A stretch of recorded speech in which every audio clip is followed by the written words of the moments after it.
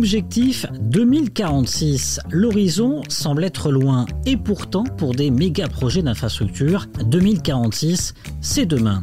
Le gazoduc Nigeria-Maroc verra-t-il bel et bien le jour ? En l'état présent, il y a satisfaction. C'est ce qu'a fait savoir le roi Mohamed VI dans le discours du 47e anniversaire de la Marche verte. Alors, où en est ce méga projet exactement ? Et nos partenaires européens nous regardent-ils de plus près depuis la crise du gaz avec la Russie ? Quid également du financement ? Passage au scan. Je suis Landry Benoît, vous écoutez le Scan, le podcast actu de Tel Quel, et ce mercredi 9 novembre 2022, je vous propose de parler du gazoduc Nigeria-Maroc. اعتبارا لما نوليه من أهمية خاصة للشراكة مع دول الغرب القارة فإننا نعتبر أنبوب الغاز نيجيريا المغرب أكثر من مشروع ثنائي بين بلدين شقيقين وإننا نريده مشروعا استراتيجي لفائدة منطقة غرب إفريقيا كلها التي يبلغ عدد سكانها أكثر من 440 مليون نسمة. Le gazoduc Nigeria-Maroc, un projet stratégique profitable à l'ensemble de l'Afrique de l'Ouest et ses 440 millions d'habitants. Voilà un des messages phares adressés par le souverain lors du dernier discours à l'occasion de la Marche verte. Officiellement annoncé en décembre 2016 lors d'une visite du roi au Nigeria, le projet est actuellement en deuxième phase d'étude. Alors qu'est-ce que cela signifie ? Le projet est-il bien avancé ? Quel impact va-t-il avoir ? C'est ce que nous allons voir dans cet épisode du Scan avec deux experts, Francis Perrin, chercheur associé au Policy Center for the New State et directeur de recherche à l'IRIS, spécialiste des problématiques énergétiques, et Yves Gégourel, également senior philo au Policy Center. Il est spécialiste de l'économie et de la finance des matières premières. Mais d'abord, un petit rappel sur l'histoire et les objectifs de ce méga-projet. Le roi du Maroc et le président nigérian Mohamedou Bouhari ont donné le coup d'envoi d'un projet de gazoduc offshore qui devait relier le Nigeria, troisième producteur de gaz naturel en Afrique, au Maroc, puis à l'Europe. Avant l'annonce du roi Mohamed VI en décembre 2016, un autre gazoduc, bien moindre comparé à la taille du projet du gazoduc Nigeria-Maroc, a vu le jour. Il s'agit du gazoduc ouest-africain. Il relie le Nigeria à ses voisins directs, le Bénin, le Togo, le Ghana, sur une distance de près de 700 km. Mis en service en 2010, après 20 ans de négociations et un investissement de plus de 600 millions de dollars, il est détenu par un consortium mené par le pétrolier américain Chevron. L'idée serait de prolonger ce gazoduc pour le brancher au gazoduc Nigeria-Maroc. La CEDEAO a d'ailleurs déjà mandaté un fournisseur de services d'ingénierie et de gestion pour l'industrie pétrolière dans le passé pour réaliser une étude de faisabilité. Et plusieurs problématiques sont apparues. D'abord, l'instabilité politique dans certains pays de la région qui pourraient, pourquoi pas un jour, décider de couper le gaz. Aussi, à l'heure d'aujourd'hui, ce gazoduc n'est exploité qu'à un tiers de ses capacités selon l'Agence américaine de l'énergie. Enfin, des ruptures régulières d'approvisionnement ont déjà eu lieu, comme en 2012, lorsqu'un bateau a percuté une conduite au large du Togo. Les livraisons de gaz avaient alors été interrompues pendant plusieurs mois. Nous revenons à nos moutons et au projet du gazoduc Nigeria-Maroc. 2 ans après l'annonce du projet, une première étude a été menée notamment sur l'impact environnemental. Et depuis mai 2021, une seconde étude, cette fois-ci sur l'ingénierie détaillée, est en cours. Elle doit permettre de préparer tous les dossiers et tous les aspects techniques, mais aussi managériaux, financiers, légaux et commerciaux pour permettre une décision finale d'investissement.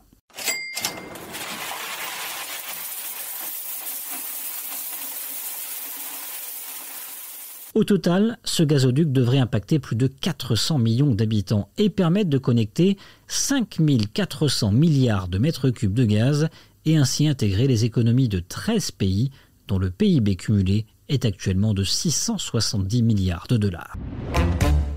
Alors le projet est-il bien avancé ? Oui et non.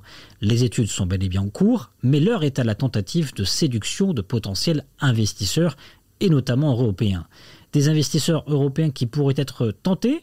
On en parle avec Yves Gégourel. Bonjour Yves Gégourel. Bonjour. Alors, ce projet de gazoduc Nigeria-Maroc est-il désormais davantage regardé de près par les Européens depuis la crise du gaz avec la Russie ? Écoutez, de manière générale, j'ai envie de dire oui, parce que l'Europe est dans une urgence à moyen terme et à court terme, celle de sortir des approvisionnements de gaz russe. Donc là, il y a eu évidemment la problématique de l'hiver et donc le fait de retrouver des stocks, mais la problématique se pose aussi pour les années à venir. Donc bien évidemment que toutes les sources d'approvisionnement, que ce soit par gaz terrestre, c'est-à-dire par gazoduc ou par GNL, sont considérées par les dirigeants européens. Et on pourrait même dire que c'est peut-être pas un hasard si le sujet a été abordé par le discours royal, par le roi Mohamed VI tout récemment. C'est peut-être un appel du pied, entre guillemets ? Probablement, et il faut comprendre en fait qu'au-delà de la problématique centrale du gaz pour l'Europe, c'est une problématique mondiale, puisque la stratégie qui est aujourd'hui poursuivie par l'Europe, et elle n'avait que ça à faire à très court terme, ce sont des approvisionnements par GNL, donc c'est relativement coûteux, enfin, c'est même très coûteux pour l'Europe, et puis ça envoie en fait tous les flux maritimes de gaz vers l'Europe, et ça rend la problématique de l'approvisionnement pour les autres pays, et notamment pour les pays en développement ou les pays émergents, cette problématique d'approvisionnement en gaz devient plus compliquée. Yves Gégorel, que pourrait représenter ce gazoduc en termes de fourniture de gaz pour l'Europe ? C'est encore aujourd'hui difficile à dire parce qu'il me semble qu'on a encore plein de paramètres ou de variables à déterminer, mais il faut savoir que de manière très générale, on est autour de 160 milliards de mètres cubes d'approvisionnement provenance de Russie en 2021. Donc, en fait, le besoin de remplacement pour l'Europe, pour les pays de l'Union européenne est majeur. Et donc, de toute évidence, toute source nouvelle d'approvisionnement est importante pour ces pays. Là, dans ce projet de gazoduc, pour l'instant, on est à la deuxième phase d'étude. Ça signifie quoi ? Ça signifie qu'on est encore très peu avancé. Quelle est votre lecture, vous, de manière globale ? Écoutez, mon positionnement serait plutôt par rapport à la stratégie européenne. C'est-à-dire que la question que doivent se poser les dirigeants européens, c'est finalement quelle stratégie gazière à moyen-long terme. De toute évidence, un gazoduc, c'est une stratégie de long terme. Or, vous le savez, l'Europe s'est engagée à sortir finalement très rapidement du gaz, ou en tout cas le plus rapidement possible. Et aujourd'hui, elle est dans une situation compliquée par rapport à ça, ce qui explique pourquoi est-ce qu'aujourd'hui, elle privilégie le GNL avec ce qu'on appelle des FRSU, c'est-à-dire des structures offshore en mer pour liquéfier le gaz que vous importez. Donc ça, c'est finalement de la stratégie de moyen terme qui convient, me semble-t-il, assez bien à l'Europe et qui lui permet finalement de ne pas forcément penser au long terme, qui voudrait dire que l'Europe revient dans une stratégie gazière. Donc je pense qu'il faut voir en fait ces projets d'approvisionnement en gaz terrestre de manière assez pragmatique et attendre de voir comment est-ce que l'Europe se positionnera sur le long terme par rapport à ça. Le défi du financement est plus que capital, et si l'Europe reste encore à séduire, du côté du Nigeria, en mai 2022, le pays n'a pas caché la volonté d'investisseurs russes qui auraient fait part de leurs intérêts pour ce projet. Mais au vu de la conjoncture géopolitique actuelle, il paraît difficile de voir des Russes et Européens ensemble. Côté impact de ce gazoduc, il est multiple pour la région. Bonjour François Perrin. Bonjour Landry. Je rappelle que vous êtes chercheur associé au Policy Center for the New Size et directeur de recherche à l'IRIS, spécialiste des problématiques énergétiques. Quels sont les impacts à attendre de ce gazoduc pour la région ? Le gaz naturel, pour des pays qui n'en ont pas ou pas suffisamment, c'est un moyen intéressant de produire de l'électricité dans des centrales thermiques. Donc l'un des premiers atouts de ce projet, c'est de permettre à certains pays africains, le long de la côte occidentale de l'Afrique, en remontant vers le Maroc, de disposer de volumes supplémentaires d'électricité, ce qui est essentiel pour leur population et leur développement. Un autre élément lié à la fourniture du gaz, c'est qu'avec du gaz naturel, on peut faire des engrais et donc il y a un impact important sur l'agriculture, l'alimentation. Donc ce sont deux des enjeux clés liés à ce gazoduc, le développement de projets électriques et le développement de projets liés au complexe engrais, agriculture, alimentation.